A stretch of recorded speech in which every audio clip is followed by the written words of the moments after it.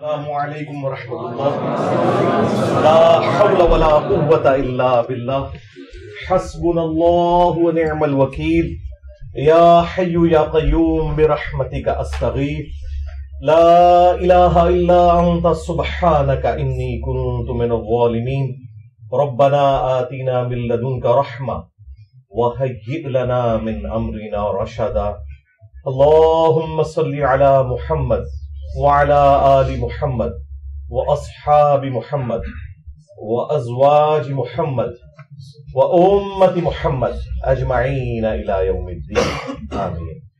الحمد لله رب العالمين والصلاة والسلام على سيد الأنبياء والمرسلين وعلى آله وأصحابه أجمعين إلى يوم الدين.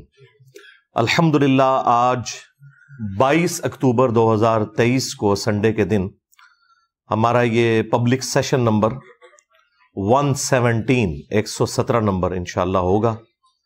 آپ کے سوالات یہ ریئل ٹائم پرچیوں کی شکل میں میرے پاس آ چکے ہیں.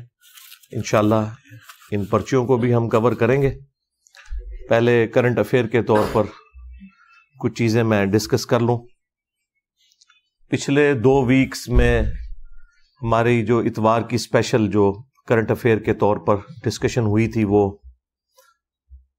اس وقت جو حماس اور اسرائیل کے درمیان جو ایک کنفلکٹ چل رہا ہے فلسطین کے حوالے سے، اس پہ میں نے تفصیلی گفتگو کی تھی.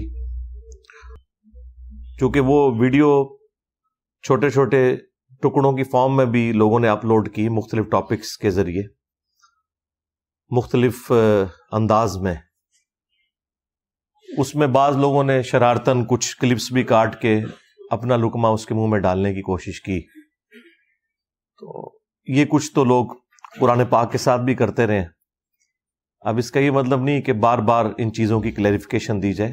وہ گفتگو پوری ایک ٹوٹیلٹی میں 1 گھنٹے کی گفتگو ہے، اور اس میں ظاہر ہے کہ ایک اوورال مقدمہ ڈسکس ہوا ہے. اس میں سے پک اینڈ چوز کرنا، کچھ اپنی مطلب کی بات نکالنا اور اپنا لقمہ میرے منہ میں ڈالنے کی کوشش کرنا کہ میں نے یہ بات یوں بیان کی ہے، تو یہ بالکل زیادتی والی بات ہے. تو آج والی جو ویڈیو ہے انشاءاللہ اس کی نیچے ہم ڈسکرپشن کے اندر لنکس ڈال دیں گے ان ویڈیوز کے، تاکہ اگر کسی کو کوئی بات سمجھ نہیں آئی تو اسی ویڈیو کو دوبارہ دیکھ لیں. بار بار چیزوں کی کلیریفیکیشن دینا ضروری نہیں ہوتا، اس سے پھر نئے ٹاپکس ڈسکس نہیں انسان کر سکتا. آج کل چونکہ اب یہ جہاد اور قتال والا معاملہ دوبارہ سے شروع ہوا، اور اس میں بھی چونکہ اسرائیل اور یہودیوں کا ایک بڑا ایشو آ ٹپکا ہے مسلمانوں کے اوپر، تو اس کی وجہ سے جو اینڈ آف ٹائم کے پوائنٹ آف ویو سے جو احادیث اور آثار ہیں ان کو لوگ ڈسکس کرنا شروع کر دیتے ہیں. اور یہ صرف آج کل کے اسکالرز نہیں ہیں، ماضی میں بھی لوگوں نے بڑی کتابیں لکھی، اور اللہ کے فضل سے جتنی پیش گوئیاں کی کوئی ایک بھی صحیح ثابت نہیں ہوئی. اور اس کی وجہ یہ ہے کہ جب تک کوئی انسیڈنٹ ہو نہیں جاتا آپ وثوق کے ساتھ کسی چیز کے بارے میں کچھ کہہ نہیں سکتے. اب یہ کہنا کہ جی جب انسیڈنٹ ہو جائے گا تو اس کے بعد تو سب کو پتہ چل جائے گا، نہیں جناب، اس کے بعد بھی سب کو پتہ نہیں چلتا، سوائے ان لوگوں کے کہ جو لوگ خدا کو سیریس لیتے ہیں. تو کہتے ہیں کہ پہلے بتایا جائے تو اس کا فائدہ ہے. تو پہلے تو نبی صلی اللہ علیہ وآلہ وسلم نے ساری چیزیں بیان فرما دی، اور ظاہر ہے یہ ان لوگوں سے متعلقہ ہے جن لوگوں کے زمانے میں اس طرح کا معاملہ آئے گا. ورنہ آپ غزوہ ہند کو دیکھ لیں تو پچھلے 1000 سال سے غزوہ ہند ہو رہا ہے اور ابھی تک ہوا نہیں ہے. اس کے اوپر لوگوں نے چندے کھائے، لوگوں نے لوگوں کے بچے ذبح کروا دیے، اور اسی طریقے سے تماشا چلتا رہا. یہی کچھ اب بھی ہو رہا ہے. اپنے مطلب کے لیے چیزوں کو جوڑنا اور اس میں جھوٹی روایتوں کا بھی سہارا لینا اور اپنی تھاٹس کو فٹ ان کرنے کی کوشش کرنا احادیث کے اندر ایک رزلٹ نکالنے کے لیے، یہ بڑی سخت زیادتی والی بات ہے. اور جو کوئی اس طرح کی حرکت کرتا ہے لوگ کہتے ہیں جی وہ دیکھیں جی انہوں نے تو بڑی پیاری اس کی تفصیل بیان کی ہے. اب ان سے پوچھیں یہ جو آپ تفصیل بیان کر رہے ہیں کیا یہ تفصیل اس طریقے سے قرآن و سنت میں وارد ہوئی بھی ہے؟ تو وہ آپ کو بتائیں گے کہ جی یہ ہمارا خیال ہے. تو انہیں بتائیں کہ جو آپ کے بزرگ تھے وہ بھی یہی حرکت کرتے رہے. کتنے بڑے بڑے فقہا اور محدثین مفسرین گزرے ہیں جنہوں نے یہ اسیسمنٹ کی تھی کہ یہ امت 1000 سال سے اوپر نہیں جائے گی اور قیامت قائم ہو جائے گی. اللہ کے فضل سے 15ویں صدی میں بیٹھے ہوئے ہیں. تو کم از کم آج کل کے جو تخمینہ لگانے والے لوگ ہیں ان کی یہ اخلاقاً ذمہ داری ہے کہ اپنے ان بزرگوں کو کم از کم جھوٹا ڈکلیئر کریں. اگر جھوٹا نہیں کہہ سکتے احتراماً تو یہ تو کہیں کہ ان کے تخمینے غلط تھے. تو پھر ہم یہ کہیں گے کہ اگر آپ کے بابوں کا یہ حال تھا تو تسی تو شاہی کوئی نہیں. ہاں تو یہ والی حرکتیں کرنا مجھے بھی مختلف لوگ ویڈیوز مختلف سکالرز کی بھیج رہے ہوتے ہیں. اب میں نام نہیں لیتا چونکہ آپ لوگوں کو پتہ ہے کہ یہ کون سے سکالرز ہیں جو یہ اس قسم کی تباہ آزمائی کر رہے ہوتے ہیں. تو وہ کہتے ہیں نہیں جواب دیں. بھائی جواب تو ہوتا ہے جب کوئی بات قرآن و سنت سے کرے. جو بندہ اپنا تخمینہ لگا کے کوئی بات کرتا ہے تو اس کا جواب تو یہی ہے کہ یار یہ قرآن و سنت میں لکھا نہیں ہوا. تو اس سے زیادہ سخت جواب لینا ہے تو پھر لعنت اللہ علی الکاذبین یہی دیا جا سکتا ہے. تو ہمیں اس معاملے میں معذور تصور کریں. اس قسم کے تخمینے ہم نہیں لگا سکتے اور اس میں سے نکالنا کچھ بھی نہیں ہے. لوگ باتیں کرتے ہیں اور صرف نمبر ٹانگنے کے لیے. دنیا دار قسم کے لوگ, لگژریس لائف گزارنے والے لوگ, اور وہ حکومت وقت سے مطالبہ کر رہے ہیں جی آپ بارڈر کھول دیں جی ہمیں جانے دیں وہاں. تو میں تو گورنمنٹ سے یہی اپیل کروں گا کہ بارڈر کھول دیں, جان چھڑا لیں ان سے ایک دفعہ. بڑا اچھا موقع ہے. ان کو آپ بائی شپ بھیجیں میڈیٹرینین سی میں. غزہ کے پاس جو پورا پورشن لگ رہا ہے 41 کلومیٹر کا, ٹھیک ہے, وہاں جائیں, اپنے اپنے بزرگوں کو مدد کے لیے پکاریں اور دیکھ لیں گے ہم کہ کیا اینڈ رزلٹ نکلتا ہے. ڈنڈوں کے ساتھ, سوٹوں کے ساتھ اس طریقے سے جہاد نہیں لڑا جاتا. نہ یہ نبی صلی اللہ علیہ وآلہ وسلم کی تعلیمات ہیں کہ آپ نے بغیر اسباب کو اختیار کیے ہوئے صرف مسبب الاسباب پر تکیہ کرتے ہوئے اپنے معاملات کو آگے لے کے چلنا ہے. ایسا تو نہیں ہوتا. ورنہ تو آپ کو بتایا جاتا کہ 10 دفعہ دروشی پڑھ لیں تو آپ کی بھوک ختم ہو جائے گی, 10 دفعہ سبحان اللہ پڑھ لیں تو آپ کی پیاس ختم ہو جائے گی. اس طرح تو نہیں ہوتا, ایسا تو نہیں ہوتا. تو اس لیے یہ کہانیاں کرواتے ہیں, آپ سنتے رہیں اور پھر میرے خلاف ویلاگز بنا رہے ہوتے ہیں جس طرح میں نے یعنی پابند کیا ہوا انہیں وہاں نہ جانے پہ, یا بارڈر کھولنا میری ذمہ داری ہے. بھئی میں نے کوئی آپ کو روکا ہوا ہے؟ میں تو آپ کو گراؤنڈ ریئلٹیز بتا رہا ہوں. جہاد سے نہیں روکا بھائی, لیکن آپ کو بتایا کہ جہاد کس طریقے سے ہونا ہے, کن لوگوں کی ذمہ داری ہے کہ انہوں نے آرمڈ کنفلکٹ کرنا ہے, کس نے فائنینشیل سپورٹ دینی ہے, اور یہ معاملات کس طرح چلنے ہیں. ایسے نہیں ہونا کہ ہر بندے نے بندوق اٹھانی ہے, نہ ہر بندے کو بندوق مل سکتی ہے. تو ہماری طرف سے جو ان پٹ ہے ہم وہ دیں گے, لیکن یہ والی ان پٹ دینا, جس طریقے کی ان پٹ یہ چاہ رہے ہیں, تو وہ تو ہمیں تو تابوت ہی ارینج کرنے پڑیں گے ان کی لاشیں اٹھانے کے لیے. اس جہاد کو نقصان ضرور ہوگا, اس سے فائدہ کوئی نہیں ہوگا. اور پھر یہ آگے کہہ رہے ہیں انجینئر صاحب روک رہے ہیں. بھائی میں نے کب روکا ہے؟ جاؤ, جان چھوڑو ہماری, سارے پہنچ جاؤ وہاں. میں نے کیوں روکا ہے؟ میں نے تو تب روکا ہو کہ میں نے کسی کو باندھ دیا ہو یا کوئی کرفیو لگا دیا ہو. نہ میں گورنمنٹ کے اندر ہوں, نہ میں اسٹیبلشمنٹ کے اندر ہوں. جائیں بھئی, آپ کو کس نے روکا ہوا ہے؟ آپ لوگ اپنے پولیٹیکل گینز کی خاطر دھرنے دے سکتے ہیں. آپ کیوں نہیں دھرنا دے رہے ہیں؟ آپ بارڈر کھلوانے کے لیے بڑھو نہ جڑیں, کیوں نہیں دے رہے؟ میں نے روکا ہوا ہے, میں نے پابندی لگائی ہوئی ہے. تو بس صرف ایک پوائنٹ سکورنگ کرنے کے لیے. اس میں سے جو اصل چیز نکالنے کی وہ یہ ہے کہ اینڈ پہ انہوں نے آپ کو اپنا اکاؤنٹ نمبر نیچے شیئر کروانا ہوتا ہے کہ جی آپ تو پہنچ نہیں سکتے, ہمیں پتہ ہے, تو ہمارا رابطہ ہو گیا, ہم انشاءاللہ آپ ہمیں چندے دیں, ہم وہاں پہنچا دیں گے. وہاں آپ ذرا مصر کے بارڈر کے اوپر دیکھیں، آلریڈی جو مصر کے لوگوں نے جتنی امداد بھجوائی ہوئی ہے نا، ابھی تو کل رات کو انہوں نے تھوڑا سا بارڈر کھولا ہے اور کچھ 20 کے قریب ٹرک انٹر ہونے دیے ہیں، تو یہاں سے کوئی امداد نہ بھی بھیجے، آلریڈی مصر کے لوگوں نے اتنا کچھ بھیج دیا ہے کہ جتنے لوگ ہیں ان سے کئی گنا زیادہ انہوں نے راشن ان کے لیے اویلیبل کر دیا۔ تو مہربانی کر کے یہاں آپ کسی کو اس طریقے سے چندہ نہ دیں، یہ انہی کے اوپر لگنا ہے، کیونکہ یہ لوگ وہاں پہنچ نہیں سکتے ہیں، نہ پہنچا سکتے ہیں، نہ ان کا پہنچایا ہوا وہاں ایکسیپٹ ہونا ہے۔ وہ آپ کو پتہ ہے، وہ تو مصر کے ساتھ حالانکہ اسرائیل کے بڑے اچھے تعلقات ہیں، اس کے باوجود وہ تو ان کی چیزوں کو بھی بغیر تلاشی کے اندر نہیں جانے دے رہے، کتنا پریشر ہے، اس کے باوجود ان لوگوں کی چیزیں کہاں انٹر ہونے دینی ہے۔ تو یہ کچھ بھی نہیں ہونا، یہ پیسے انہی کی جیبوں میں جانے ہیں، انہوں نے نئی گاڑیاں نکلوانی ہیں، انہوں نے اور پلاٹس خریدنے ہیں۔ تو مہربانی کر کے ہاں ایک ان کے مشورے پہ آپ عمل کریں، وہ بڑا اچھا مشورہ ہے، وہ یہ کہہ رہے ہیں کہ دعا کریں، بالکل اس مشورے کے اوپر آپ عمل کریں، دعا کریں، قنوت نازلہ پڑھیں، ہم خود پڑھ رہے ہیں اتنے دنوں سے قنوت نازلہ، تو یہ کام کرنے کا ہے۔ باقی آپ تفصیلی ویڈیو میری دیکھ لیں تو اس میں آپ کو آئیڈیا ہو جائے گا چیزوں کا۔ قرب قیامت کی جو نشانیاں ہیں نا، یہ ایک الگ سے ایک پورا ٹاپک ہے، اس کے اوپر پوری دنیا میں مختلف سکالرز تباہ آزمائی کرتے ہیں، ویڈیوز میں بھی، کتابی شکل میں بھی اپنی اسیسمنٹس لگاتے ہیں۔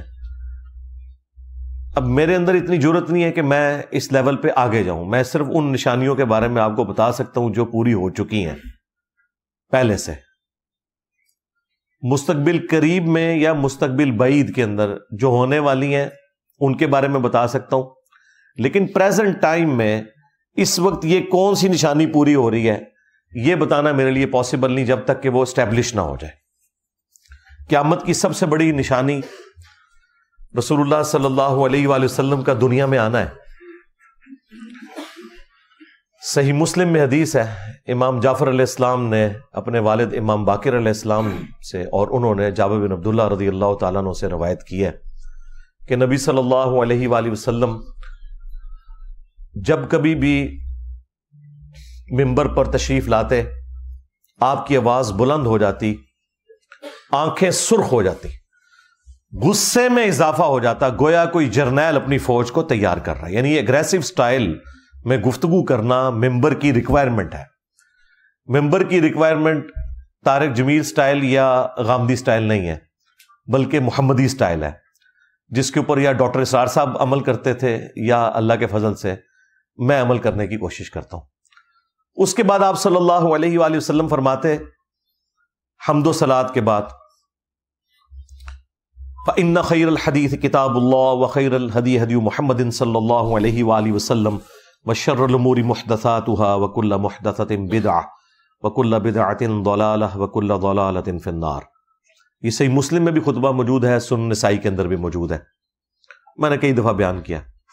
اس کے بعد آپ فرماتے ہیں کہ میں اور قیامت اس طرح ساتھ بھیجے گئے ہیں جیسا کہ یہ دو انگلیاں، یعنی نبی علیہ السلام اور قیامت کے درمیان اب کوئی اور فاصلہ نہیں ہے، حالانکہ 1500 سال گزر چکے ہیں۔ اب مجھے بتائیں جب صحابہ کرام یہ بات سنتے ہوں گے تو ان کے دماغ میں تو ہوگا 50 60 نہیں تو 100 سال بعد قیامت آ ہی جائے گی۔ اور بعض لوگوں نے ایک حدیث سے دھوکہ کھایا بھی، وہ بخاری اور مسلم دونوں میں حدیث ہے کہ نبی صلی اللہ علیہ وآلہ وسلم نے فرمایا کہ 100 سال نہیں گزریں گے، اس وقت جتنے روئے عرض پہ لوگ موجود ہیں ان پہ قیامت قائم ہو جائے گی۔ اور وہ غیر مسلم بھی اس حدیث کو بخاری مسلم کی اٹھا کے کہتے ہیں کہ دیکھو تمہارے نبی کی تو خبر غلط نکلی، حالانکہ اس کے کئی ایک طرق موجود ہیں بخاری مسلم میں، اور اس میں ایک طریق کے اندر عبداللہ ابن عمر رضی اللہ تعالیٰ عنہ، حالانکہ وہ 100 سال پورے ہونے سے پہلے ہی شہید ہو گئے 74 ہجری میں، نبی علیہ السلام کی وفات کے بعد 63 ایئرز تک زندہ رہے، ابھی 100 سال پورے نہیں ہوئے۔ یا تو ہوتا نا کہ 100 سال پورے ہو جاتے تو پھر آپ کہیں گے عبداللہ بن عمر نے تعویل کر دی باطل، نہیں، ابھی 40 سال پڑے ہوئے ہیں۔ اور وہ جب یہ حدیث بیان کرتے تھے تو وہ ساتھ بتاتے تھے کہ نبی علیہ السلام نے فرمایا تھا کہ جو اس وقت لوگ موجود ہیں ان پر قیامت قائم ہو جائے گی، مراد یہ کہ یہ قرن ختم ہو جائے گا، یہ زمانہ ختم ہو جائے گا اور اگلی جنریشن سٹارٹ ہو جائے گی۔ آلموسٹ 100 سال کے اندر ایک جنریشن شفٹ ہو جاتی ہے دوسری میں۔ تو عبداللہ ابن عمر نے اپنی زندگی میں بتا دیا تھا کہ نبی علیہ السلام یہ نہیں کہنا چاہ رہے تھے کہ قیامت آ جائے گی، وہ تو واضح موجود ہے بخاری مسلم میں حدیث جبریل جب حضرت جبرائیل علیہ السلام انسانی شکل میں آ کے مختلف سوالات کرتے ہیں، ان میں سے ایک سوال یہ تھا کہ قیامت کب آئے گی، تو نبی علیہ السلام کہہ دیتے ہیں نا 100 سال بعد آئے گی۔ آپ نے فرمایا کہ جو شخص سوال پوچھ رہا ہے نا، جس شخص سے پوچھا جا رہا ہے وہ اس سے زیادہ نہیں جانتا جو کہ پوچھنے والا پوچھ رہا ہے۔ تو انہوں نے کہا یا رسول اللہ نشانیاں بیان فرما دیں، تو آپ علیہ السلام نے کچھ نشانیاں بیان کی، اور یہ حدیث جو ہے یہ مسلم شریف کی پہلی حدیث ہے کتاب الایمان میں، 93 نمبر، 92 تو روایات مقدمے کی ہیں، 93 نمبر روایت یہ ہے، اور یہ حدیث بخاری میں بھی ہے۔ وہاں پہ بھی نبی علیہ السلام کہہ سکتے تھے نا کہ 100 سال بعد آ جائے گی، تو عبداللہ ابن عمر نے بالکل کلیئر کیا کہ یہ صحابہ کا قرن ختم ہو جائے گا، زمانہ ختم ہو جائے گا، اور وہ ایگزیکٹلی ہوا ہے۔ آخری صحابی ابو طفیل عامر بن واثلہ رضی اللہ تعالیٰ عنہ، جو شیعان علی میں سے تھے اور جنگ صفین میں مولا علی کے ساتھ رہے، مولا علی سے حدیثیں بھی روایت کی، یہ آخری صحابی ہیں جو دنیا سے گئے نبی علیہ السلام کی وفات کے 100 سال کے بعد، آلموسٹ 110 ہجری کے اندر۔ آپ علیہ السلام کی وفات 11 ہجری کے سٹارٹ میں ہوئی ہے، اور یہ 110 ہجری میں فوت ہوئے ہیں ابو طفیل عامر بن واثلہ رضی اللہ تعالیٰ عنہ۔ وہی صحابہ کا قرن، یعنی وہ زمانہ 100 سال میں ختم ہو گیا، یعنی صحابہ کرام اور ان کے زمانے کے لوگوں کے اوپر قیامت قائم ہوگی، کیونکہ مرتے ہی قیامت شروع ہوگی نا ان کی۔ اس سے مراد وہ بڑی قیامت نہیں ہے۔ تو آپ ایمانداری سے بتائیں، جب صحابہ کرام یہ سنتے ہوں گے کہ یہ 2 انگلیاں جیسے ساتھ بھیجی گئی، تو ان کے دماغ میں کیا آتا ہوگا؟ 100 سال نہیں تو 150 200 سال ان کے دماغ میں بھی تھا کہ 1500 سال تو ہم گزار چکے ہیں، ابھی پتہ نہیں اور کتنے گزرنے ہیں۔ تو نبی علیہ السلام کا دنیا میں تشریف لانا یہ خود قیامت کی نشانیوں میں سے ایک نشانی ہے۔ پھر نبی علیہ السلام کی مبارک زندگی میں کچھ نشانی ہے قیامت کی، ایک کا ذکر تو قرآن میں بھی ہے، سورۃ القمر کا سٹارٹ، اقتربت الساعہ وانشق القمر، قریب آ گئی قیامت اور چاند 2 ٹکڑے ہو گیا۔ اس کانٹیکسٹ میں بخاری مسلم میں حدیث ہے کہ نبی علیہ السلام کے لیے نشانی کے طور پر اللہ تعالیٰ نے چاند کو 2 ٹکڑے کر دیا تھا، اور وہ ہیرا پہاڑ کے دائیں اور بائیں ہوا اور پھر جڑ گیا۔ تو قرآن نے اس واقعے کو قیامت کی نشانی بتایا، اور یہ نشانی کب پوری ہوئی؟ نبی صلی اللہ علیہ وآلہ وسلم کی مبارک زندگی میں۔ تو اس سے آپ کا دماغ کھل جانا چاہیے کہ کسی نشانی کا آ جانا یہ اس چیز کی دلیل نہیں ہے کہ بس قیامت آئی کہ آئی، اس کا علم اللہ تعالیٰ کے ساتھ خاص ہے۔ اور قرآن میں یہ ٹاپک جگہ جگہ آیا ہے کہ اے نبی آپ سے قیامت کے بارے میں پوچھتے ہیں، قل انما العلم عند اللہ وانما انا نذیر مبین، اے نبی تم فرما دو کہ اس کا علم تو اللہ کے ساتھ خاص ہے، اور میں تو نہیں ہوں مگر ڈر سنانے والا۔ تو قیامت کا علم یہ اللہ تعالیٰ کے پاس ہے کہ وہ کب آنی ہے، لہٰذا یہ ویلاگ ضرور دیکھا کریں، محظوظ ہوا کریں، اس میں سے نکلنا کچھ بھی نہیں ہے، سیدھی سی بات ہے۔ باقی جو نشانیاں وہ الحمدللہ میں نے تفصیل کے ساتھ بیان کی ہیں، لیکن جو کچھ آپ نکالنا چاہتے ہیں نا وہ میں کبھی بھی نکال کے نہیں دوں گا، نہ میری جرت ہے کہ میں اللہ اور اس کے رسول سے آگے بڑھنے کی کوشش کروں عز وجل وصلی اللہ علیہ وآلہ وسلم۔ بخاری اور مسلم دونوں میں حدیث ہے، تمہاری اس وقت کیا شان ہوگی کہ جب عیسیٰ ابن مریم تم میں عادل حکمران کی حیثیت سے نازل ہوں گے، صلیب کو توڑ دیں گے، خنزیر کو قتل کر دیں گے، جزیہ موقوف کر دیں گے، یعنی سب لوگ اسلام قبول کر لیں گے، اور مال کی ریل پیل ہوگی۔ یعنی نبی صلی اللہ علیہ وآلہ وسلم نے مستقبل کی یہ خبر دے دی کہ عیسیٰ ابن مریم نے اس دنیا میں اترنا ہے۔ عیسیٰ ابن مریم کے بارے میں امت کا یہ اجماعی عقیدہ ہے، سنی ہو شیعہ ہو، کہ انہوں نے قیامت سے پہلے اس دنیا میں تشریف لانا ہے، اور اپنے زمانے میں اللہ تعالیٰ نے انہیں زندہ آسمانوں پہ اٹھایا تھا۔ اس حوالے سے میں نے تفصیلی ویڈیو ریکارڈ کروائی بھی ہے، میں آج اس تفصیل میں نہیں جاؤں گا ورنہ ٹاپک اور طرف نکل پڑے گا۔ ایک اور حدیث ہے بخاری اور مسلم میں کہ قرب قیامت میں جب عیسیٰ ابن مریم دجال کے خلاف قتال کریں گے اور مسلمان ان کے ساتھ ہوں گے، تو اگر کسی پتھر یا درخت کے پیچھے بھی کوئی یہودی چھپا ہوگا میدان جنگ میں، یہ عام حالت میں یہ بات نہیں ہے، تو وہ پتھر اور درخت بھی بول اٹھے گا، اے مسلم، میرے پیچھے یہودی ہے، اسے قتل کر دو، سوائے غرقد کے درخت کے، جو کہ یہودیوں کا درخت ہے۔ غرقد ایک جھاڑی نما درخت ہے، لیکن انتہائی گھنا وہ درخت ہوتا ہے، اس میں انسان چھپ جائے تو وہ نظر نہیں آتا، وہ پناہ دے گا یہودیوں کو، باقی اور کوئی چیز پناہ نہیں دے گی۔ اور یہ بات ہو رہی ہے میدان جنگ کی، عام حالت کی یہ بات نہیں ہے کہ مسلمانوں نے یہودیوں کو قتل کرنا ہے یا یہودیوں نے مسلمانوں کو قتل کرنا ہے۔ تو اس میں واضح الفاظ ہیں، یا مسلم۔ تو مجھے بتائیے، جب تک مسلمان ہو نہیں جاتا، یعنی وہ بریلوی، دیوبندی، اہل حدیث، شیعہ، اس قسم کی فرقہ واریت کی لعنت سے باہر نہیں نکلتا، اس وقت تک آپ کس طرح یہ ایکسپیکٹ کر سکتے ہیں کہ عیسیٰ ابن مریم آ جائیں یا امام مہدی علیہ السلام آ جائیں اور دجال والا معاملہ ہو؟ اس طرح تو نہیں ہوگا۔ ورنہ اگر مہدی جو ہے وہ سنی میں آئے تو شیعہ نے نہیں ماننا، شیعہ میں آئے تو سنیوں نے نہیں ماننا، اور خدا نہ خواستہ اہل حدیث میں آ گئے تو باقیوں نے کہنا ہے یہ انگریزوں کا ایجنٹ ہے۔ ٹھیک ہے، تو یہ آپ کو پتہ ہے بڑے اچھے طریقے سے۔ اس کا مطلب ہے کہ جس طریقے سے دجالی نظام ویلکم کہے گا نا دجال کو، اسی طریقے سے ایک مسلم نظام بھی ہوگا جو امام مہدی علیہ السلام کو ویلکم کہے گا، جو سنی شیعہ کی تفریق سے بالا تر ہوگا۔ ابھی فی الوقت تو اس طرح کے آثار آپ کو نظر نہیں آ رہے، اگرچہ اس طرف معاملہ چل پڑا ہے اللہ کے فضل سے۔ ہمارے اس پلیٹ فارم کی برکت سے کتنی بڑی تبدیلی آئی ہے، دنیا میں ہر جگہ ایسے لوگ ہیں جو یہ آواز بلند کر رہے ہیں فرقہ واریت کے خلاف، لیکن بہرحال اس میں ٹائم لگے گا۔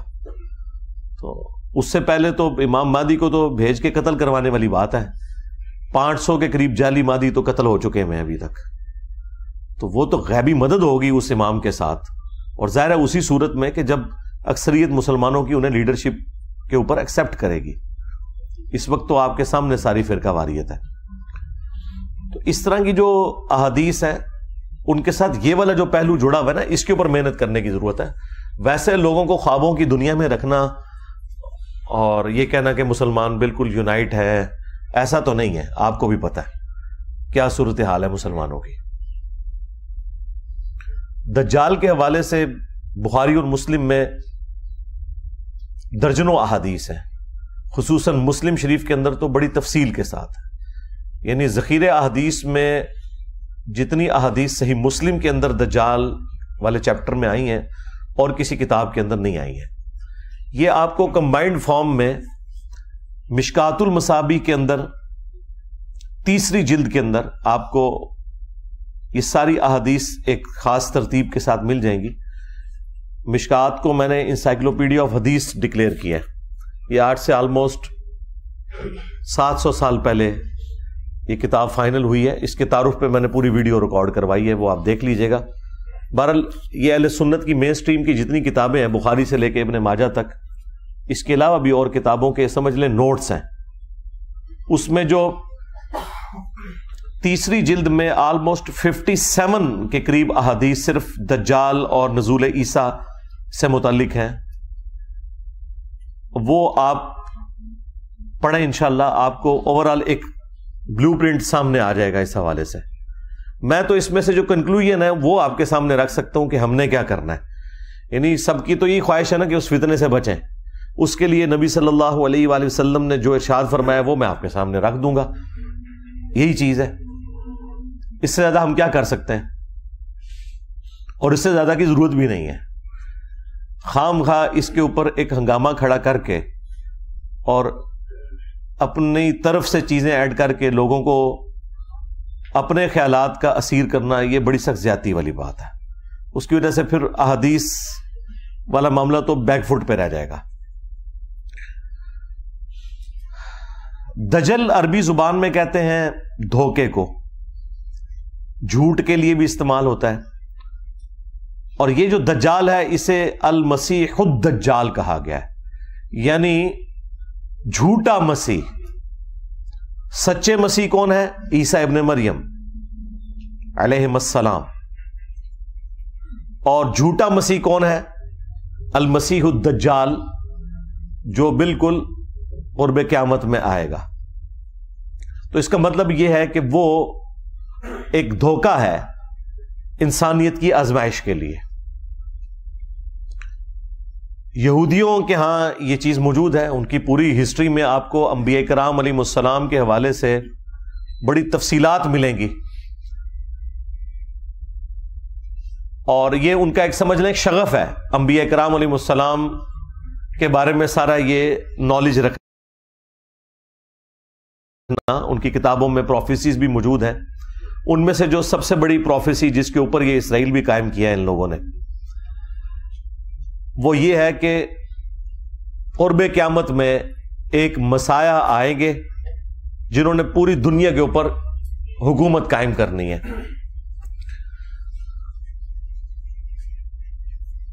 وہ مسیح آ کے چلے بھی گئے, لیکن انہوں نے انہیں دجال کہا, نعوذ باللہ, آؤٹ آف ویڈ لاک کہا, گالیاں دیں, سن آف مین کہا عیسیٰ ابن مریم کو.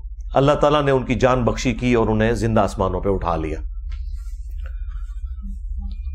اب قرب قیامت میں جب دجال آئے گا تو یہ اس کو اپنا وہ مسیح مان لیں گے, اور پھر اس کو قتل کرنے کے لیے عیسیٰ ابن مریم کو اللہ تعالیٰ دنیا میں بھیجیں گے. لہذا یہ جو پرسنالٹیز ہیں یہ دو ہیں.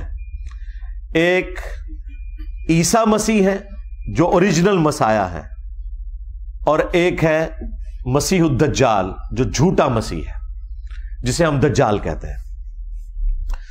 یہودیوں کا لیڈر وہ مسیح ہوگا جو دجال ہے, اور مسلمانوں کا اور کرسچنز کا لیڈر, کیونکہ کرسچنز بھی اسلام قبول کر لیں گے. یہ اب الگ سے ایک ٹاپک ہے. میں آج عیسیٰ ابن مریم والے ٹاپک کو ڈسکس نہیں کر رہا, ورنہ 1 گھنٹہ اس کے لیے الگ چاہیے. وہ آپ میری ویڈیو دیکھ لیں تفصیل کے ساتھ, حیات مسیح اور نزول مسیح علیہ السلام. میں دجال کے ٹاپک کو فی الوقت ٹچ کر رہا ہوں. تو یہ عیسیٰ ابن مریم اسے قتل کریں گے. وہ تفصیلی احادیث موجود ہیں بخاری اور مسلم کے اندر. میں چند ایک احادیث کور بھی کر دوں گا آج انشاءاللہ تعالی.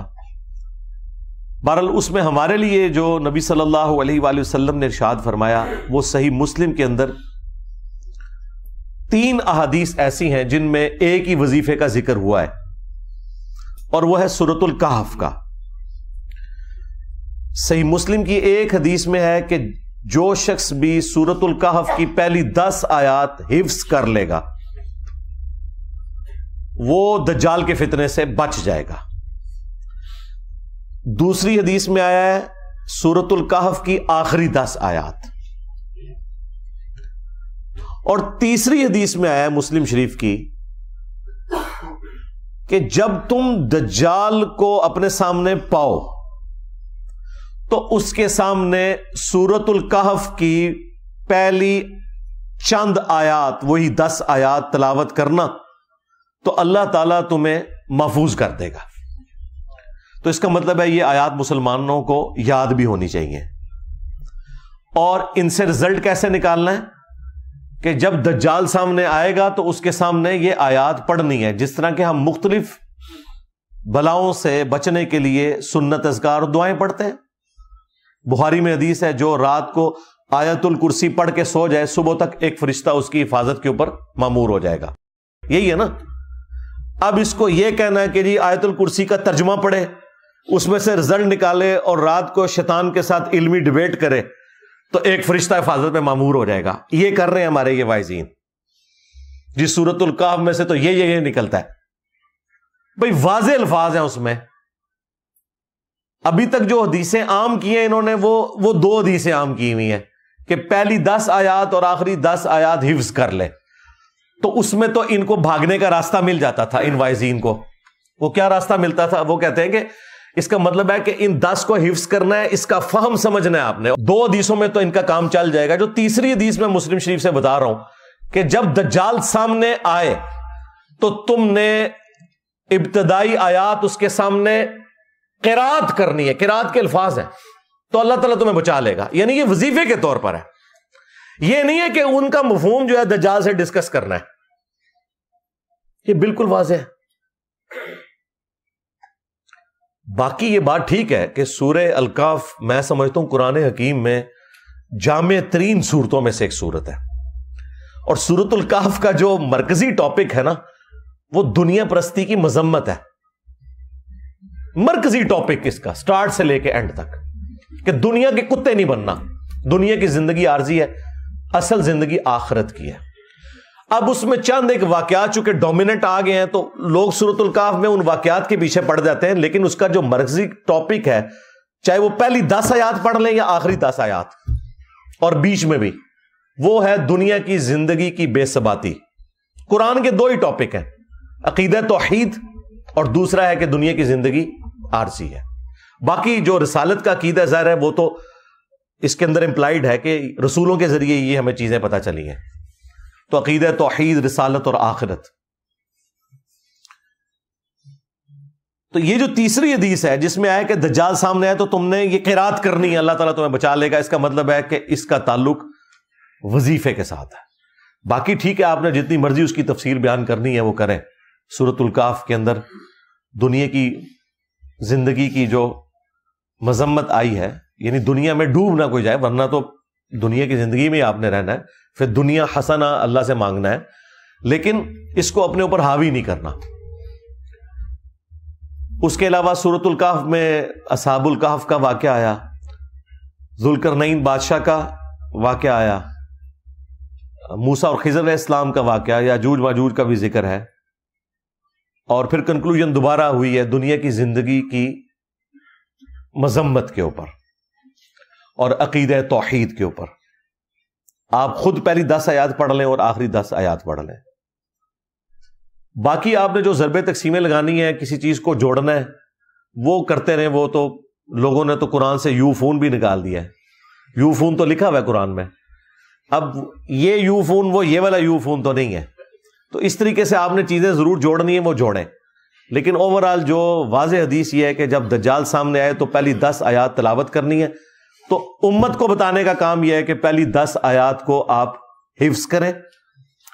باقی جو قرآن کی تعلیمات کو ترجمے سے پڑھنا, اس کے فہم کے اوپر عمل کرنا, اسے حرز جاں بنانا, اس میں تو مجھ سے زیادہ کون زور دیتا ہے. میں نے تو آگے کہا کہ خدا کے لیے طوطے بنا کے نہ نکالو, حفاظ کو قرآن کے مفہوم کو سمجھیں, اپنے عقیدے کو درست کریں. لیکن اس میں یہ غلو کرنا کہ اور چیزیں نکالنا شروع کر دینا اور اس کا کوئی اینڈ ہی نہ ہو, یہ والی زیادتی نہ کریں پلیز.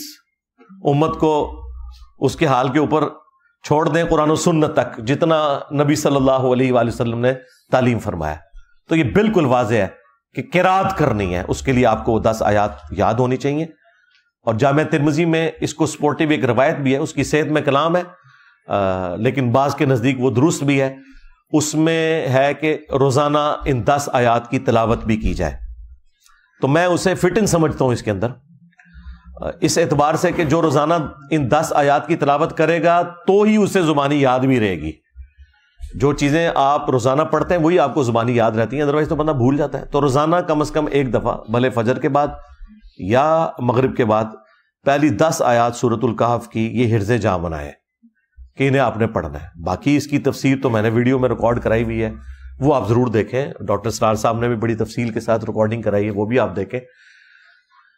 پورے قرآن کو ظاہر ہم نے فالو کرنا ہے ترجمے کے پوائنٹ آف ویو سے, اس کی تعلیمات کے پوائنٹ آف ویو سے. اور بخاری مسلم میں ایک اور حدیث ہے جس میں نبی صلی اللہ علیہ وآلہ وسلم نے ہر نماز میں ہمیں حکم دے دیا ہے کہ 4 چیزوں کے شر سے آپ نے اللہ کی پناہ طلب کرنی ہے نماز کے تشہد کے اندر. اللہم انی اعوذ بک من عذاب جہنم ومن عذاب القبر ومن فتنة المحیا والممات ومن شر فتنة المسیح الدجال. یعنی جہنم کے عذاب کے اگینسٹ, قبر کے عذاب کے اگینسٹ, زندگی اور موت کے فتنے کے اگینسٹ, اور جھوٹے دجال کے فتنے سے بچنے کے لیے ہر نماز کے تشہد میں آپ نے یہ دعا مانگنی ہے. تو یہ 2 وظائف ہیں بھائی. سورۃ الکہف کی پہلی 10 آیات روزانہ پڑھیں, یاد کریں, اور خدا نخواستہ کبھی دجال کا سامنا ہو جائے تو اس کے سامنے اس کو آپ تلاوت کریں تو اللہ تعالیٰ آپ کو محفوظ رکھے گا. اور دوسرا یہ ہے کہ ہر نماز کے ہر تشہد کے اندر آپ جہاں اور دعائیں مانگتے ہیں وہاں پہ یہ دعا بھی آپ نے مانگنی ہے. اور یہ دعا تو اتنی اہم ہے کیونکہ بخاری مسلم میں الفاظ ہیں کہ نبی علیہ السلام حکم دیتے تھے یہ دعا مانگنے کا تو مسلم شریف میں ایک روایت امام مسلم لے کے آئے ہیں کہ جو طاؤس تابعی تھے ابن عباس کے شاگرد، ان کو یہ پتا چلا کہ ان کے بیٹے نے تشہد میں یہ دعا چھوڑ دی ہے، تو انہوں نے اسے بلا کے کہا کہ یہ دعا تشہد میں مانگو ورنہ اپنی نماز ہی دوبارہ پڑھو. یعنی اس لیول تک تابعین اس دعا کا اہتمام کرتے تھے. باقی دعائیں بھی مانگے، ربنا آتنا فی الدنیا حسنہ وفی الآخرۃ حسنۃ وقنا عذاب النار. اصحاب الکہف کی دعا جو میرا بھی وظیفہ ہے، جو پہلی 10 آیات میں آتی ہے سورۃ الکہف کی 10ویں آیت یہی ہے، ربنا آتنا من لدنک رحمہ وہیئ لنا من امرنا رشدا. اور اس کا ترجمہ بھی آپ کے ذہن میں ہونا چاہیے، تو وہ آپ کے اوپر وہ کیفیت طاری ہوگی. رب اجعلنی مقیم الصلاۃ ومن ذریتی ربنا وتقبل دعاء. یہ والی دعا بھی، جتنی قرآنی دعائیں ہیں وہ آپ مانگیں تشہد کے اندر. وہ تو بخاری مسلم میں حدیث ہے، جب تشہد پڑھ چکو درود شریف تو جو چاہو اپنے رب سے مانگو. تو جتنی سنت دعائیں قرآن و سنت کے اندر جو دعائیں معصورہ آئی ہیں وہ آپ ساری کی ساری مانگا کریں. وہ آپ کا اپنا ایک شغف ہے کہ، لیکن ظاہر ہے یہ نفلی عبادات کے لیے. فرض نماز کو آپ نے اتنا لمبا نہیں کرنا کہ لوگوں کے لیے تکلیف بن جائے. اپنی نفلی نمازوں میں جتنی مرضی دعائیں مانگے. تو یہ 2 وظائف ہیں جی جو میں نے آپ کو بتا دیے. تیسرا وظیفہ جو میں نے ڈیڈکٹ کیا ہے، اس طرح کا کوئی ڈیڈکٹ کرے تو وہ بالکل درست ہے، اور وہ ہے قرآن و سنت کی تعلیمات کو پڑھنا، اس پہ عمل کرنا، اور اسی کو فائنل اتھارٹی ماننا، کسی بابے کی بات کو نہ ماننا. یہ بھی وہ وظیفہ ہے جو آپ کو دجال سے بچائے گا. آپ سوچ رہے ہیں کہ کیسے؟ جی بخاری مسلم میں لکھا ہوا ہے کہ جب دجال آئے گا تو ایک مومن اس کے سامنے کھڑا ہوگا. وہ اسے کہے گا میں تیرا رب ہوں، مان مجھے. وہ کہے گا کہ مجھے نبی کی حدیث پہنچی ہے کہ تو دجال ہے. وہ کہے گا میں تیرے 2 ٹکڑے کر کے تجھے دوبارہ زندہ کروں گا. پھر تو مجھے رب مان لینا، مردوں کو زندہ کرنا تو رب کا کام ہے. وہ اس کے 2 ٹکڑے کرے گا، اس کے درمیان چلے گا، پھر اسے جوڑ کے دوبارہ زندہ کر لے گا. کتنی بڑی آزمائش ہے! یعنی انسانی تاریخ میں اتنی بڑی آزمائش کسی نے دیکھی ہوگی؟ وہ زندہ ہو جائے گا، پھر وہ اسے کہے گا ہاں سنا اب بتا. وہ کہے گا کہ تیرے اس عمل نے میرے عقیدے میں ہی مضبوطی کی ہے، کیونکہ نبی علیہ السلام نے یہ بھی فرمایا تھا کہ ایک مومن کو قتل کر کے وہ دوبارہ زندہ کر لے گا.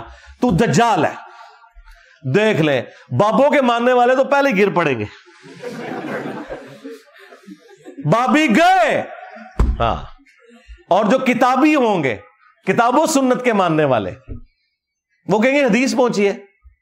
مجھے بتائیں یہ مخلوق کہاں پائی جاتی ہے جو کہتی ہے کہ یہ میرے نبی کی حدیث ہے، میں کچھ نہیں مانتا. اور ان کے سامنے تو ڈیوڈ کاپر فیلڈ آ جائے تو یہ غوث وقت اسے مان لیں گے. ان کی حالت تو یہ الوژن دیکھ کے گر جانے والے لوگ ہیں. سن سنا کے پاگل ہو گئے ہوئے ہیں. اگر انہوں نے کوئی چیز دیکھ لی تو انہوں نے تو سجدے میں گر پڑنا ہے دجال کے سامنے. تو نبی علیہ السلام فرماتے ہیں اس کے ایک ہاتھ میں آگ ہوگی اور ایک میں جنت ہوگی. وہ جو آگ ہوگی بیسیکلی وہ جنت ہوگی، اور وہ جو جنت جو ہے وہ اصل میں آگ ہوگی. تو وہ دوبارہ اسے قتل کرنے کی کوشش کرے گا، قتل نہیں کر سکے گا. پھر وہ اسے اٹھا کے آگ میں پھینک دے گا، یعنی اپنی اس جنت کے اندر جو اوریجنل جنت ہوگی لیکن اس کی وہ آگ ہوگی، اپنی طرف سے آگ میں پھینکے گا اور وہ بندہ جنت میں پہنچ جائے گا. اور نبی علیہ السلام نے فرمایا وہ اس وقت کا سب سے بہترین شہید ہوگا، سید الشہداء ہوگا. یعنی وہ کلمہ حق بلند کرے گا نا، جو المستدرک للحاکم حدیث ہے کہ سید الشہداء حمزہ ابن عبد المطلب ہے. اور ہر وہ شخص سید الشہداء ہے جو جابر حکمران کے سامنے کلمہ حق بلند کرے یہاں تک کہ اسے قتل کر دیا جائے. اسی وجہ سے ہم حضرت حسین ابن علی کو بھی سید الشہداء کہتے ہیں. اور وہ شخص بھی اس وقت کا سب سے بہترین شہید ہوگا جو دجال کے سامنے کھڑا ہوگا. یہ تو اسے بزرگ مانگ لیں گے، ہاں انہوں نے تو فوراً اس کی بزرگی کا اعتراف کر لینا. بخاری مسلم دونوں میں حدیث ہے کہ تمہارا رب کانا نہیں ہے لیکن دجال کانا ہوگا. اچھا یہ بعض جگہ آپ نے تصویر دیکھی ہے وہ ماتھے پہ آنکھ دکھائی ہوئی ہے، اس طرح کا نہیں ہوگا دجال. ہاں دجال کی آنکھ اپنی جگہ پہ ہی ہوگی، لیکن ایک آنکھ اس کی جو دائیں آنکھ ہے وہ ابری ہوئی ہوگی، یہاں سے وہ کانا ہوگا اور ایک آنکھ سے وہ دیکھے گا. آنکھیں دونوں ہوں گی لیکن یہ ایک ابرے ہوئے انگور کے گوشے کے مانند اس کا ایک نکلا ہوا ڈھیلا ہوگا، آنکھ اس کی ایک سلامت ہوگی، تو وہ کانا ہوگا.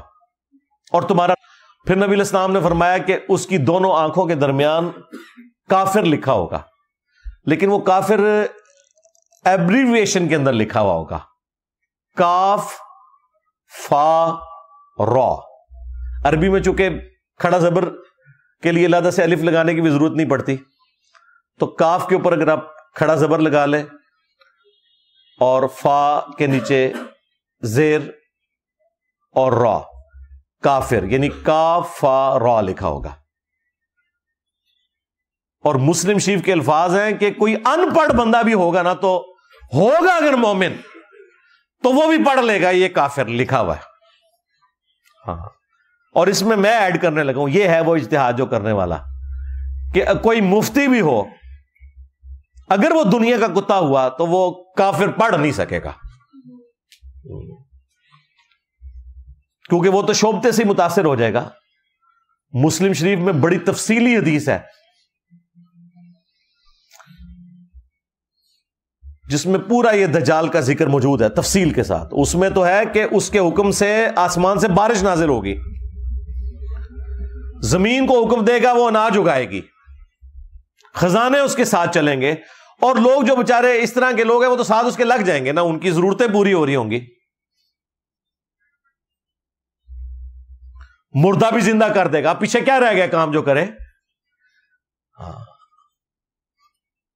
تو لوگ اس کے ساتھ اٹیچ ہوتے چلے جائیں گے، تو یہ تو سارے اس کے ساتھ اٹیچ ہو جائیں گے اس کے کرتب دیکھ کے. وہ کہیں گے عبد القادر جیلانی، تو ہو سکتا ہے ان میں سے کہیں گے وہ انجینئر جڑا کہندا سی نا، دیکھ لو نا، کہندا سی عبد القادر جیلانی نے کوئی مردے زندہ نہیں کیے، یہ دیکھو ہمارا آ گیا عبد القادر جیلانی پارٹ 2.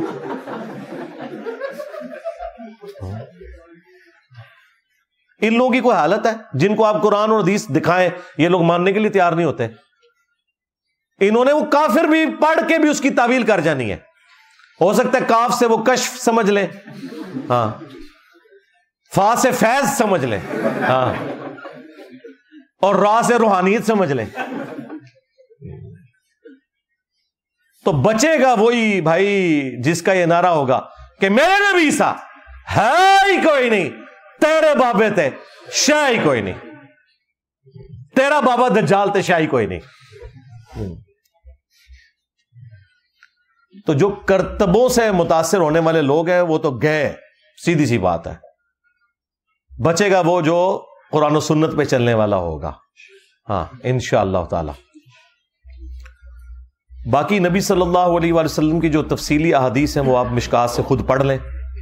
اس میں ایک تمیم داری والی، وہ جساسہ والی حدیث بھی ہے، جو ایک سمندری سفر کے دوران ایک جزیرے پر انہوں نے دجال کو زنجیروں میں جکڑا ہوا دیکھا تھا، اور پھر نبی علیہ السلام کو پوری تفصیل بیان کی. آپ علیہ السلام نے باقاعدہ صحابہ کرام کو جمع کر کے کہا کہ دیکھو میں نے جو نشانیاں بتائی تھیں اس کو اللہ تعالیٰ نے وہ دکھایا بھی ہے.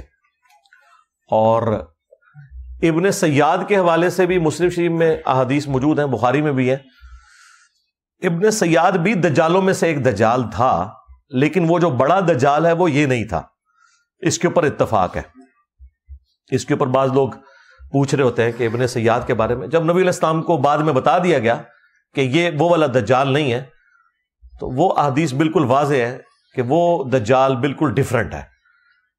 کیونکہ بخاری مسلم دونوں میں حدیث ہے کہ قیامت اس وقت تک قائم نہیں ہوگی جب تک کہ 30 جھوٹے دجال نہ پیدا ہو جائیں، جن میں سے ہر ایک دعوی نبوت بھی کرے گا.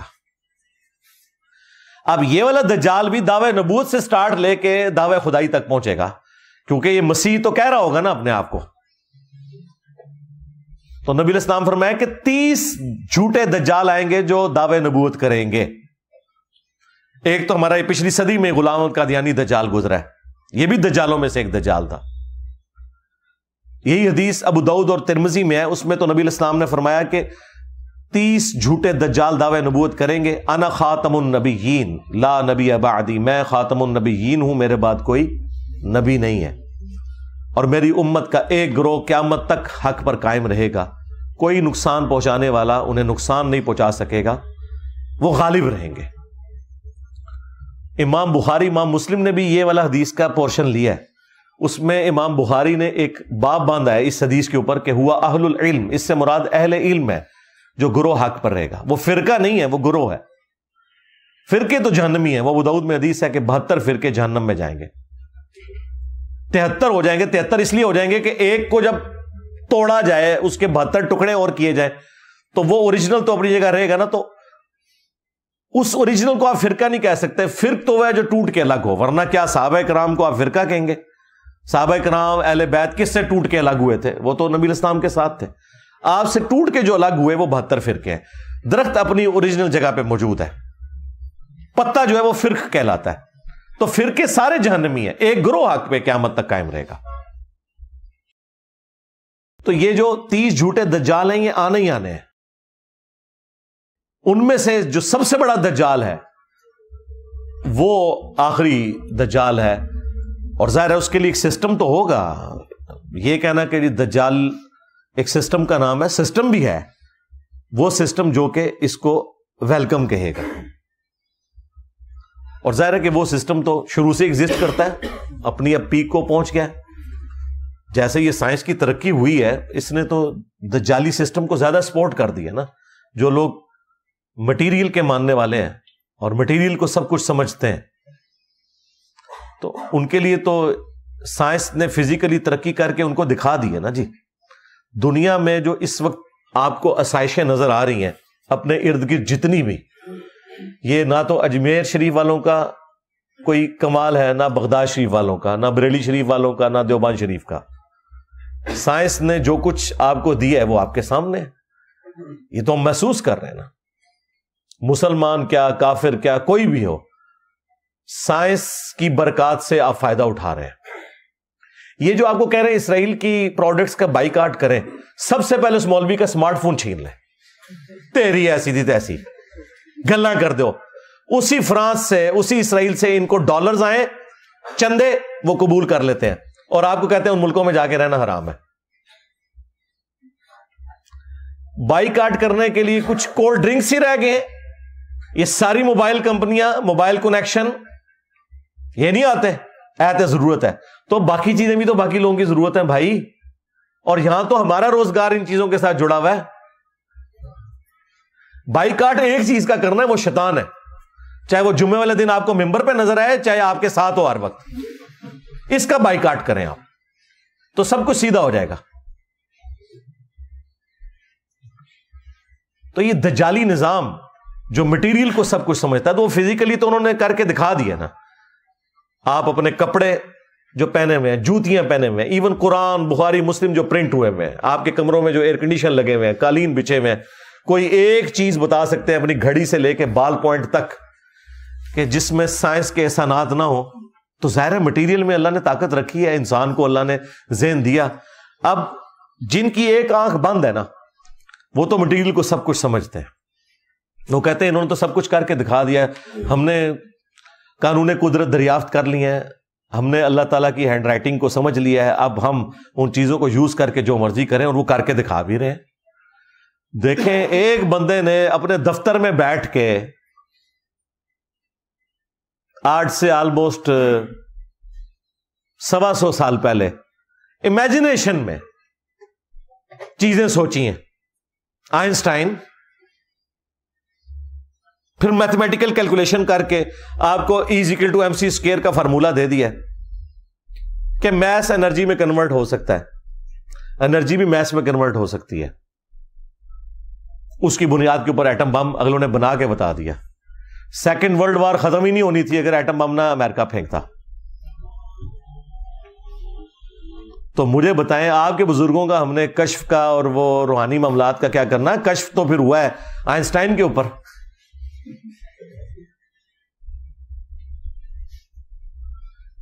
اس کی صرف جو کیلکولیشن ہے نا، جو اس فارمولے تک پہنچنے کے لیے اس نے جتنا میتھمیٹیکل ورک کیا ہے، وہ ہم کسی غوث وقت کے سامنے رکھتے ہیں، وہ صرف اس کو پڑھ کے بتا دے کہ ہوا ہوا کیا ہے۔ سمجھانا تو دور کی بات ہے، صرف ریسائٹ کر دے کہ لکھا کیا ہوا ہے۔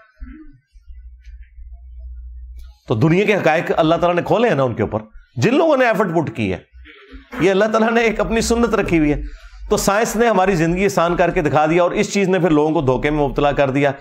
انہوں نے مٹیریل کو سب کچھ سمجھا, اور یہ ہے دجالی سسٹم کہ ایکوائرڈ نالج جو اللہ تعالیٰ نے دیا تھا, سائنس کا علم, the knowledge obtained through observations and experiments, اس کو سب کچھ سمجھ لیا. اور جو ریویلڈ نالج تھا, وہی کا علم, جو ہماری آخرت سے متعلق تھا, جو ہماری اخلاقیات سے متعلق تھا, اس سے ان لوگوں نے آنکھ بند کر لی. اسلام تو دونوں علوم کو ساتھ لے کے چلتا ہے. اور میں کہتا ہوں یہ ایکوائرڈ نالج سائنس نے تو جتنی توہمات کی مٹی پلیت کی ہے نا, ہمارے پاس تو کوئی ذریعہ نہیں تھا ان کی مٹی پلیت کرنے کا. ہم انہیں قرآن و سنت سے آیات اور احادیث بتاتے تھے, تو یہ لوگ نہیں مانتے تھے. سائنس نے تو سب کچھ کر کے دکھا دیا ہے. اب ہم ان کو کہتے ہیں ہاں جی آؤ نا جناب. تم لوگ کہتے ہو نا بزرگ دلوں کا حال جانتے ہیں, اور تمہارے بزرگوں کا حال یہ ہے کہ آج کے وقت میں جن لوگوں کو تم لوگوں نے غوث ڈکلیئر کیا ہوا ہے نا, انہوں نے بھی اتنا موٹا چشمہ لگایا ہوتا ہے پڑھنے کے لیے. پاپا جانی اور اس کا جو پوتا ہے جس کا نام انہوں نے معاویہ رکھا ہوا ہے, اتنا موٹا اس کو شیشہ لگا ہوا ہے. تو جو دلوں کے حال جانتے ہیں وہ یہ اپنے وہ اچھا وہ اجمیر شریف کا آئی پیڈ نہیں بنا ہوا, نہ بریلی شریف کا, نہ دیوبند شریف کا, وہ بھی امریکہ شریف کا, جاپان شریف کا, اسرائیل شریف کا بنا ہوا ہے. اس کو پڑھ رہے ہوتے ہیں, اور اس میں بھی جب نہیں پڑھا جاتا نا تو وہ اینک لگاتے ہیں. ویسے ان کو کوئی بتایا نا یار تھوڑی عزت بچانی ہے, اینک اتار کے نا انہوں تھوڑا زوم کر لیا کرو, انجینئر صاحب دے فتنے تو بچ جاؤ گے. تو وہ اینک لگا کے اس سے پڑھ رہے ہوتے ہیں. یہ لوگ ہیں جو لوگوں کے دلوں کے حال جانتے ہیں. سائنس نے دیکھیں ان کی مٹی کیسی پلید کی ہے کہ اینک ان کو بھی لگانی پڑ گئی ہے, اور اس سے یہ ان کا پول کھل گیا کہ دل کے حال تو چھوڑ دیں. جو میں یہ کہتا تھا نا, یہ سامنے سے دیکھ کے نہیں پڑھ سکتے, یہ اردو نہیں پڑھ سکتے بڑھاپے میں دیکھ کے بغیر اینک کے. سائنس پڑھنا تو دور کی بات ہے. تو یہ سائنس نے چونکہ سب کچھ کر کے دکھایا, تو وہ لوگ ظاہر پھر اسیر ہو گئے. انہوں نے کہا جی واہ واہ واہ, یہ ہے اصل علم. ٹھیک ہے, جس کو یہ روحانیت کہتے ہیں جو کچھ ہے, اس نے تو سائنس نے تو کیا کرشمہ کر دیا ہے. آج سے 100 سال پہلے کا انسان اگر نکل آئے قبر سے باہر اور آپ اس کو بتائیں کہ یہ میرا موبائل فون ہے, میں لائیو تجھے اس وقت مکہ اور مدینہ دکھاتا ہوں, وہ ماننے کے لیے تیار ہوگا؟ بھائی اس نے تو 4 مہینے یہاں سے پیدل جا کے حج کیا ہوا ہے, وہ کیسے مان لے گا؟ لیکن آج ہمارے بچے کو بھی پتا ہے. کہتے ہیں جی انجینئر صاحب کہتے ہیں بابے تے شاہی کوئی نہیں. اوے بابے تے بچے کے سامنے شاہ کوئی نہیں. ساڑھے بچے موبائل چلا سکتے ہیں, تھوڑے بابے بھی نہیں چلا سکتے جب تک کہ کسی سے سیکھ نہ لے. بنانا تو دور دی کر ہے, وہ چھڑ دو, بنا تو سکتے ہی نہیں ہے. تو سائنس نے ان کی بہت مٹی پلیت کی. حج عمرے کے لیے جاتے رہے نا یہ سارے بزرگ. تیل تو 1960 میں گوروں نے ہی نکالا ہے. ان سے پوچھے جب تم مکے مدینے حج کے لیے جاتے تھے تیل کیوں نہیں تمہیں نظر آیا؟ تسی تو 7 زمیناں تھلے ویکھدے سو. جی انجن روک لیا جی بابا جی نے, انجن بڑھایا نہیں روکیا. لو کڈو کہڑے بابے جے انجن روک کے دسن, چڑھائیے انجن تھوڑے بابے ہوتے. انجن روک لیا, اندازہ بھی ہے ان کو. میں پیر میری صاحب کا پڑھ رہا تھا, انجن روک لیا. اور ان کی آپ بایوگرافی پڑھے تو وہ خود ٹرین پہ حج کرنے گئے تھے, یہاں سے کراچی گئے تھے, سٹیم انجن چلتا تھا. ظاہر ہے کراچی اگر وہ جاتے پیدل اس کی بجائے ٹرین پہ, اور وہاں سے پھر بحری جہاز میں گئے تھے. انجن روک لیا جی. تو سائنس نے تو کچھ نہیں چھوڑا, میں کہتا ہوں جی ان کا. اسی لیے میں نے کئی سال یہ پہلے کہا تھا کہ یہ جو آج کا ماڈرن دور ہے نا, اس میں یہ جو تم نے دیو مالائی قصے کہانیوں والا دین لوگوں کو بتایا نا, اس کی اب کوئی گنجائش باقی نہیں ہے. یہ ہے ہی فراڈ تھا. ٹھیک ہے, اور یہ نہ سمجھیے گا کہ یہ میری تھاٹس ہے. ہمارے ذہن والے لوگ شروع سے ایگزسٹ کرتے ہیں, لیکن چونکہ حکومتوں کے اندر صوفیاء کے ماننے والے بیٹھے ہوئے تھے, وہ ایسے لوگوں کو قتل کروا دیتے تھے. ان کی آواز کو دبا دیا جاتا تھا. یوٹیوب تو نہیں تھا نا. آج آپ امیجن کریں انٹرنیٹ یوٹیوب نہ ہوتا تو آپ لوگ یہاں بیٹھے ہوتے ہیں. دنیا کے کونے کونے سے آ کے یہاں پہ لوگ مجھے مل کے جاتے ہیں. یہ ایک چھوٹے سے کمرے میں یہ آواز دفن ہو جانی تھی. یہ تو اللہ تعالیٰ نے ایک فیصلہ فرمایا ہے کہ ٹھیک ہے صحیح بات لوگوں تک پہنچے. ادروائز شروع سے لوگ یہ ایسی باتیں کرتے تھے, انہیں گستاخ کہہ کے, کبھی باغی کہہ کے, کبھی یہود و نصارہ کے ایجنٹ کہہ کے یہ لوگ مروا دیتے تھے. لیکن حقیقت یہ ہے کہ باتیں انہی کی قرآن و سنت میں نکلتی ہیں. جو یہ کہتے ہیں وہ کوئی نہیں نکلتا. کہتے ہیں جی نکلتا ہے, دیکھیں جی وہ تخت بلقیس آ گیا تھا. اچھا جی تخت بلقیس آ گیا تو رفع الیدین کرنا چھوڑ دیے. کوئی رفع الیدین شروع کر دے نا, اسے کہتے تخت بلقیس آ گیا سی. بھائی تخت بلقیس دا رفع الیدین نال کے تعلق. تو میں تو ان کو پھر للکارا ہے کہ ٹھیک ہے یار چھڑ دو, اسٹیچو آف لبرٹی امریکہ کا لاؤ مارگلا ہلز کے اوپر رکھو. کیڑا بابا جے لے آؤ بابا کے 2 بار, میں مان لاں گا. ہاں تخت بلقیس والا واقعہ وہ ہم مانتے ہیں. بھائی عیسیٰ ابن مریم نے مردوں کو اللہ کے عزت سے زندہ کیا, ہم مانتے ہیں. تمہارے عبد القادر جیلانی کے بارے میں جھوٹ بولو گے وہ نہیں مانیں گے. ورنہ میں کہتا ہوں جی میں بھی مردے زندہ کرتا ہوں, چلو یہ کیا کہیں گے آگے سے کہیں گے نا کر کے دکھا, تو تسی نہیں کر کے دکھانا, جھوٹے ہو. یہ میرے نیچے جو تخت ہے میں کہتا ہوں جی میں لے کے آؤں جی پلک جھپکنے سے پہلے, چلو منو, کیا کہیں گے لے آ کے دکھاؤ. یہی بات جب ہم کرتے ہیں کہتے ہیں جی دیکھو مندے نہیں نے. تو کوئی اصول ہے آپ کا جس کے اوپر آپ کھڑے ہوئے؟ تو یہ جو دجالی نظام ہے نا صرف مٹیریل میں بیس کرنا, اس کے پیچھے ہمارے جو مذہبی توہمات ہیں نا ان کا بھی بہت زیادہ دخل ہے. جب آپ یہ کہیں گے کالی بلی راستہ کاٹ دے تو یہ نحوست ہے. آپ کو یہ بتایا جائے کہ زلزلہ جو ہے وہ اس لیے آتا ہے کہ وہ ایک گائے نے ایک سینگ کے اوپر زمین اٹھائی ہوئی ہے, جب دوسری پہ شفٹ کرتی ہے زلزلہ آتا ہے. آپ کو جب یہ بتایا جائے کہ آپ کے گھر کی منڈیر کے اوپر کوا اگر زور سے بولے تو یہ مہمان کے آنے کی نوید ہے. آپ کو بتایا جائے کہ جوتی پہ جوتی چڑھ جائے تو کہ مہمان آئے گا. میری تو روزانہ جوتی پہ جوتی چڑھتی ہے, میں نیڑے نہ لگن دینا کسی نو. مہمان دے آنا دور دی گل ہے, سفر لکھا ہوا ہے, جوتی پہ جوتی چڑھ جائے تو سفر لکھا ہوا ہے. یہ کہانیاں بنائی ہوئی ہیں انہوں نے. جب یہ چیزیں آئیں گی تو پھر ظاہر ہے کہ دوسری طرف جو سائنس والے لوگ ہیں وہ کہیں گے ہمارے بزرگوں نے تو کر کے دکھا دیا نا, دیکھو باہر ٹیمپریچر ہے 40, اندر چیک کر لو 25 ہے. ہمارے بزرگوں نے تو کر کے دکھا دیا ایئر کنڈیشن بنا کے. ہمارے بزرگ فیراڈے نے تو بجلی بنا کے بتا دی. ہمارے بزرگ آئنسٹائن نے جو ہے وہ تھیوری آف ریلیٹیوٹی دے کے تو گریویٹیشن کو سمجھا دیا. ہمارے بزرگ نیوٹن نے ہمیں یہ فارمولے دیے ہیں, دیکھو ہم تو اسپیس شٹل لے کے اوپر پہنچ گئے ہیں. تو آڑے بزرگ کتنے نے کٹو. تو یہ جو انہوں نے یہ سارا ڈکوسلا کیا تھا, یہ دجالی سسٹم بننے کی وجہ بھی یہ لوگ ہیں. انہوں نے جو دین پیش کیا ہے نا اس کا اینڈ رزلٹ یہی نکلنا تھا. آج سائنس کی برکت سے جو کچھ ہو رہا ہے نا, پرانے بزرگ اگر نکل آئے نا قبروں سے تو یہ ساری چیزیں معجزات اور کرامات ہیں جو آپ کو سائنس نے کر کے بتا دی ہیں. آپ ذرا ایک لمحے کے لیے سوچے تو صحیح کہ کیا کچھ ہو گیا. ان 250-300 سال کی جو ترقی, اس میں بھی جو لاسٹ 50-60 سال کی ترقی ہے پوری انسانی تاریخ میں نہیں ہے. تو اللہ تبارک و تعالیٰ نے انسان کو ترقی کروائی ہے, یہ ہمیں نظر آ رہی ہے. اب جب اس کی برکات لوگ دیکھتے ہیں تو وہ پھر مٹیریل کے ہی ہو کے رہ جاتے ہیں. وہ انبیاء والی جو تعلیمات ہیں اس سے پھر روگردانی کرتے ہیں. لیکن پرپز آف لائف وہ آپ کو سائنس نہیں بتائے گی. سائنس صرف خدا کا تعارف کروائے گی. یہ ہارمونی جو اس کائنات کے اندر ہے نا جتنی, وہ آپ کو سائنس بتائے گی کہ بھئی یہ سپریم بینگ یا سپر نیچرل ایجنسی کے انٹروین کیے بغیر یہ پاسبل نہیں ہے. وہ آپ میری ویڈیو دیکھ لیں, ویئر ڈڈ گاڈ کم فرام, وہ انگلش سب ٹائٹل کے ساتھ بھی اپلوڈ کی ہوئی ہے ہدایہ وکٹری چینل کے اوپر ہمارے بھائی نے. ابھی تو ہر آئے دن ایسی ایسی چیزیں سامنے آ رہی ہیں کہ انسان پریشان ہو جاتا ہے. اگر آپ کلاسیکل فزکس اور کوانٹم فزکس ان دونوں کو اسٹڈی کریں تو آپ حیران ہو جائیں گے کہ اللہ تبارک و تعالیٰ نے ان معاملات کو کس طریقے سے ٹیکل کیا ہوا ہے. انسانیت تو 20ویں صدی کے آغاز میں کنکلوڈ کر بیٹھی تھی کہ ہم نے فزکس ساری سمجھ لی ہے. آئنسٹائن نے آگے پورا رخ ہی بدل کے رکھ دیا.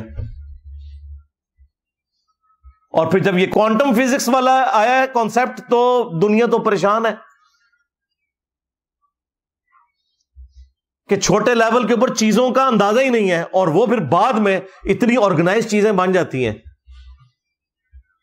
وہ اب ایک ٹاپک الگ ہے. تو مجھے اچانک، چونکہ آج کل میں کافی ویڈیوز اس کے اوپر بھی دیکھ رہا ہوں، تو میرے ذہن میں آ گیا. تو یہ اللہ ہی اللہ ہے جی، مخلوق کے پلے کوئی شے نہیں، سیدھی سی بات ہے. مخلوق کا کام یہ ہے کہ اپنے رب کے سامنے عاجزی کا اظہار کرے. ہاں، یہ کام ہے کرنے کا. تو دجال کے حوالے سے وہ حدیث آپ وہاں سٹڈی کریں تو آپ کو تفصیل کے ساتھ سب کچھ مل جائے گا. ایک ایک حدیث کو ڈسکس کرنا ضروری نہیں ہے، میں نے اوورال ایک کانسیپٹ آپ کے سامنے رکھ دیا ہے تاکہ جن لوگوں کو اس ٹاپک کے ساتھ شغف ہے ان کے لیے ایک چیز سامنے آ جائے. پلس خود احادیث کا مطالعہ کریں، قرآن پاک کی آیات کا مطالعہ کریں، فزیکلی اسے اپنے سامنے رکھ کے پڑھیں اور دیکھیں اس میں سے کیا نکل رہا ہے. یہ نہیں کہ کان سے پکڑ کے کوئی کدھر چلا دے تو آپ چل پڑیں. وہ مانے جو ٹیکسٹ میں لکھا ہوا ہے، اس ٹیکسٹ کی کوئی تفسیر بیان کرتا ہے جو فٹ ان بیٹھتی ہے، وہ بھی مانے، کوئی حرج نہیں اس کے اندر. لیکن ایک خاص آپ نے لائن کو کراس کر کے خود سے ضرب تقسیمیں نہیں لگانی. یہ والی چیز جو ہے نا، پھر وہ آپ کو فتنے کے اندر مبتلا کر دے گی اور پھر اس میں پھر بعد میں شرمندگی والا معاملہ ہوگا. اس لیے میں نے چند ایک احادیث بیان کی ہیں، اس کے علاوہ بھی کئی احادیث ہیں، وہ آپ اس میں پڑھ لیں. اب وہ تو 2-3 گھنٹے لگ جائیں گے اگر ان سارے ٹاپکس کو کور کیا جائے. میں نے ایک اجمالاً، چونکہ آج کل یہ ٹاپک ڈسکس ہو رہا ہے اور لوگ ہمیں بھی کہہ رہے ہوتے ہیں جی بولو جی بولو، لو جی پھر ایسی ہے بولے جائے. ہاں لو سامو، ہاں سلو